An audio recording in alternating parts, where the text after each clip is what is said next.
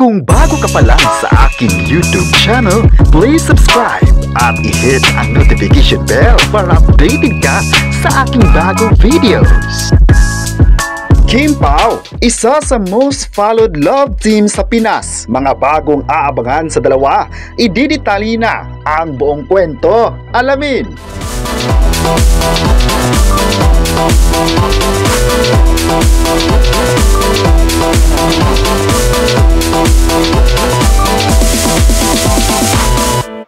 Ngayong umaga ng November 27, 2025 ay painit ang pasabog na balita dahil nga sa request ng mga fans na itanong kung ano pa ang mga proyektong gagawin ng Kim Pao sa showbiz. Ito ang tanong noon na hanggang ngayon na gusto nilang malaman. At itong nakaraan nga ay naging loyalty awardee si Kim Chiu sa nakaraang Star Magical Christmas 2025 kung saan mas naging pinag-usapan ng sikat na love team. Sa mismong event nga ay marami agad ang naluka sa pagkikita nga ng dating magjowa na si Gerald Anderson at Kim Chiu.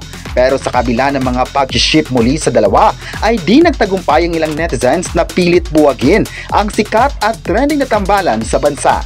Latest na ngayong umaga ang mga bagong aabangan pa ng lahat sa Kim Pao sa 2026. Ayon sa chika, may bagong movie di umano ang gagawin ni Kim Chiu at Paolo Avellino sa susunod na taon na posibleng makatrabaho dito ang sikat na producer. Kung matutuloy nga ang offer na ito sa dalawang kapamilya, ay posibleng ito na ang pangalawang movie na gagawin na together with Paolo Avellino. Depende pa rin kasi yon if magugustuhan ng inaalok na proyekto ng isang producer at kung gustuhan ng isang artist ang isang palabas. Pero alam naman ng lahat na walang pili ang mga artist na ito sa mga naunang series nila at mas lalong ipinakita pa na kaya nilang i-prove sa lahat ang best nila. May nagsabi naman na masaya sila if ever man na matutuloy ang usap-usapang bagong movie na posibleng mapapanood na sa buwan ng August. Pero may netizen naman ang nagsabing sana ang mga movies na gagawin or tatanggapin ng Kim Pao ay yung bagay lang sa kanila.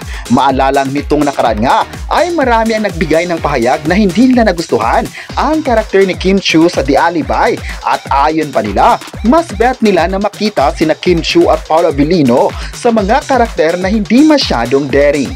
May nagsabi naman na mas maganda na masusubukan ng kapamilya ang mga karakter na first time gagawin nila sa showbiz. May nagsabi naman na sa 2026 ay abangan talaga nila ang usap-usapang bagong series na sana'y matutuloy na ang negosasyon. If ever man na matutuloy ang movie, ay isa naman ito sa mga palabas na aabangan ng mga solid Kim Pao fans. Maalala nitong nakaraan nga ay naging vocal ang suporta ng fans sa sinihan at dahilan na kumita din ng malaki ang nasabing movie na My Love Will Make You Disappear. May nagsabi naman na kung matutuloy ang movie ay sasaya ang buong Kim Paolandia dahil gigil na gigil din sila na mapapanood ang Chinita Princess at aktor na si Paolo Avellino sa big screen. Dapat naman raw na gagawa ng movie ang Kim Pao sa susunod na taon dahil request ito ng mga tagahanga na masundan ang successful movie nila noon.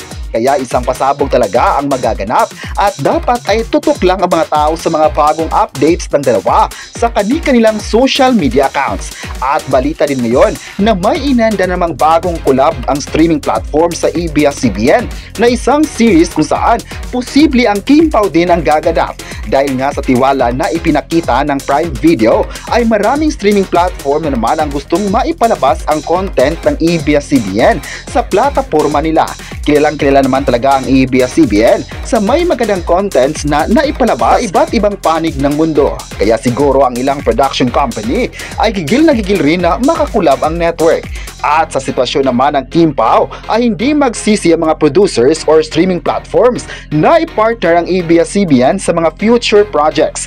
Isang patunay din ito na napabilib sila sa mga latest na project ng Kim Pao na hanggang ngayon ay hindi bumaba sa ranking nito. Maituturing na isa ang Kim Pao sa most followed love team sa bansa. kaya sa kanilang mga proyekto ay updated ang lahat sa mga ganap sa buhay. Sa kabilang banda naman ay hindi nagwagi ang mga bashers na gawa ng storya ang Kim Pao. Kalat na kalat nga online ang pagpupursige ng mga bashers na ibalik ang Kim Emerald. May mga eksena pa online kung saan tila naging tulay raw si Enchung D na hindi magkalapit sina Gerald at Kim sa pictorial ng event. Napansin din ng mga fans na tila umiiwas raw si Kim Chiu kung lalapit ang dati niyang nobyo.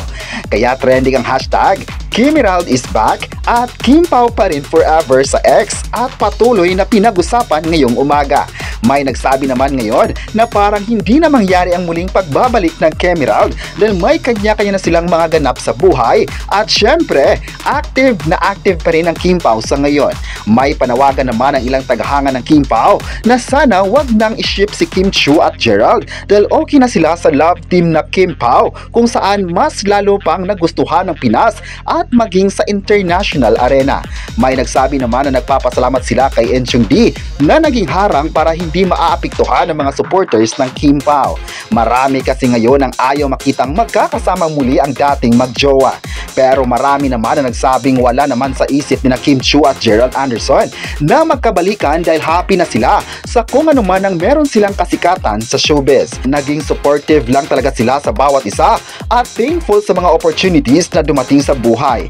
Maalalang pinag-usapan din sa bansa ang sins of the father na bida si Gerald Anderson at ang Kim Pao naman na grabe din yung pag-trending online. Sana raw ay magiging masaya na lang sa mga desisyon na gagawin ng mga bida at maging ang kapamilya actor Gerald Anderson. May nagsabi naman na hindi talaga nagtagumpay ang mga bashers dahil sulit ang suporta ng tao sa dalawang sikat na kapamilya.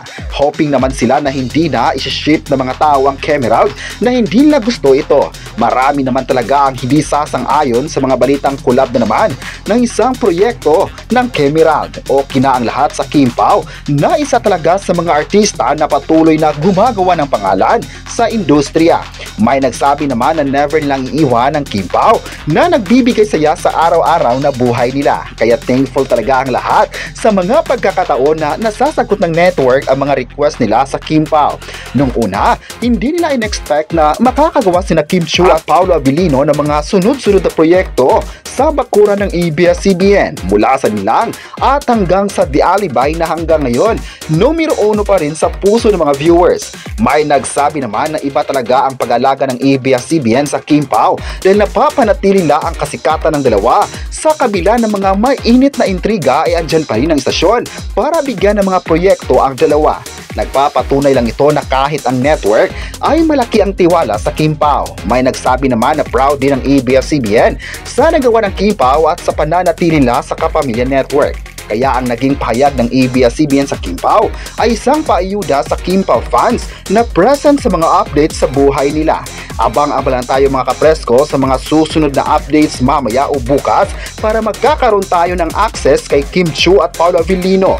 Sa online naman ngayong umaga ng November 27 ay active pa rin ang mga fans na sundan na naman ang episodes ng The Alibay sa Prime Video. Kaya wag nang magpapahuli sa mga eksena na intense na talaga. Paborito talaga ng mga fans ang Kim Pao na itinuring nilang pamilya sa showbiz. Kayo, ano ang masabi nyo na may pasabog pa rin ang Kim Pao? I-comment na kung gusto mo bang magkakaroon pa ng series ang Kim Pao sa Kapamilya Network at huwag kalimutang i-subscribe ang ating YouTube channel.